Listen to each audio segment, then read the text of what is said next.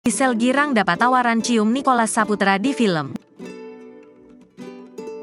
Giselle girang ditawari adegan cium Nicholas Saputra.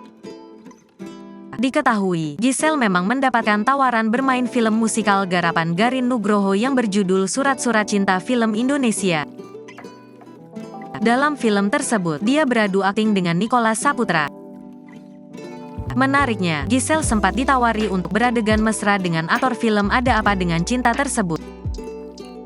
Ternyata adegan mesra tersebut adalah janda gading Marten tersebut untuk mencium Nicholas Saputra.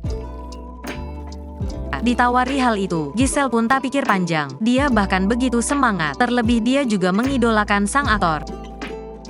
Pas ditawarin itu ditanya dulu, nanti kalau sampai ada adegan ciuman sama Nicholas Saputra, mau enggak? Ya gak mikir dong, beber Giselle di YouTube VINDES yang tayang pada Senin, tanggal 3 Juli tahun 2023.